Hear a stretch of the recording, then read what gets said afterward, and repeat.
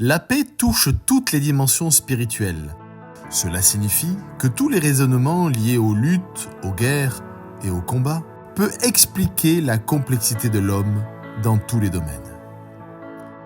La paix du ciel commence par l'acte de déposer nos armes à la croix et de laisser Dieu agir.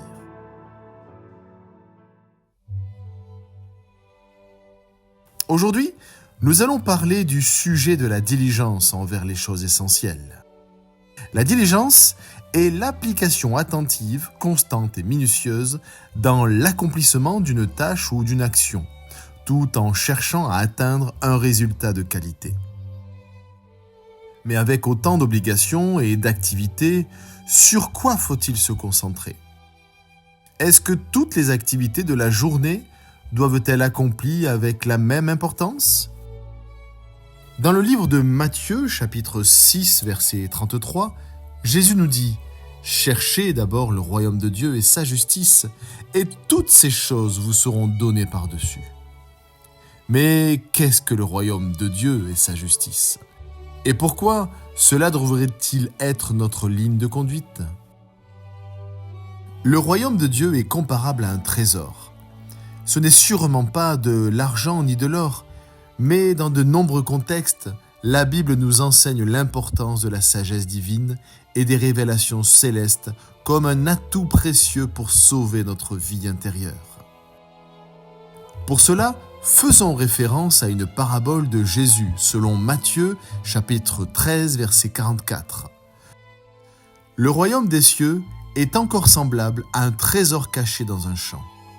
L'homme qui l'a trouvé le cache, et dans sa joie, il va vendre tout ce qu'il a et achète ce champ. Dans ce verset, le royaume des cieux est comparé à un trésor caché, ce qui montre sa valeur inestimable. Il y a aussi, juste après, une autre parabole très proche, dans Matthieu chapitre 13, verset 45, qui nous dit « Le royaume des cieux est encore semblable à un marchand qui cherche de belles perles.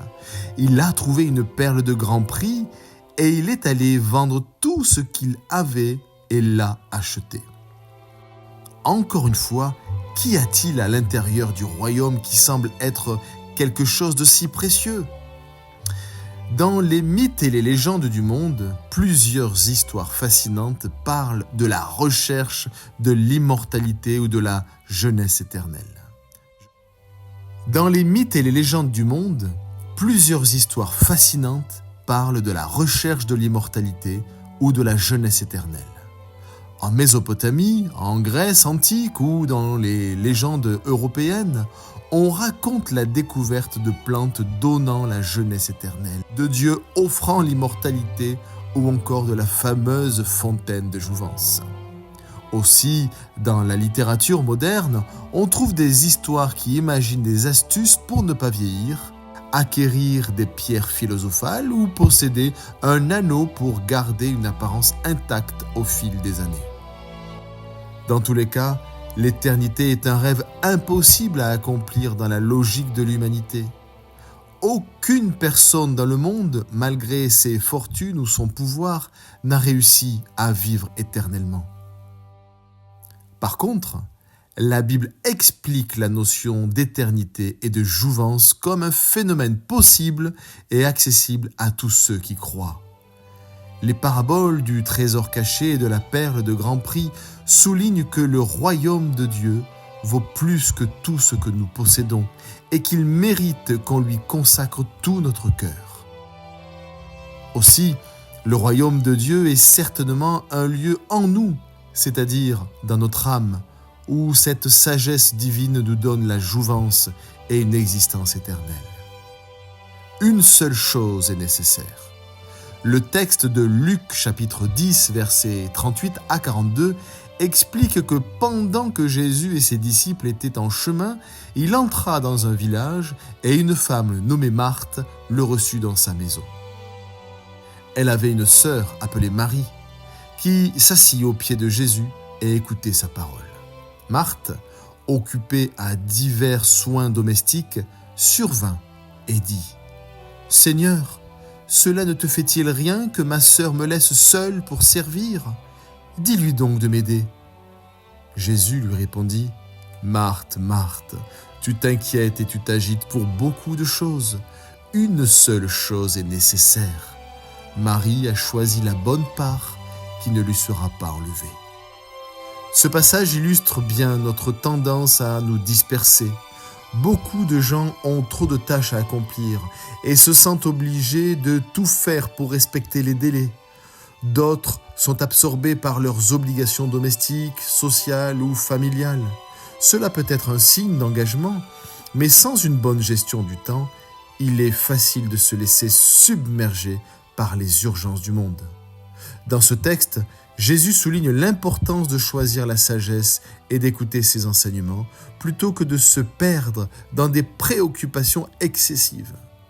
Parce que dans les enseignements de Jésus, il y a la clé pour vivre non seulement heureux, mais éternellement. Alors, concrètement, comment être diligent sur ce sujet qui semble essentiel ? Premièrement, demande à Dieu la sagesse pour qu'il te conduise et que sa parole devienne importante à tes oreilles.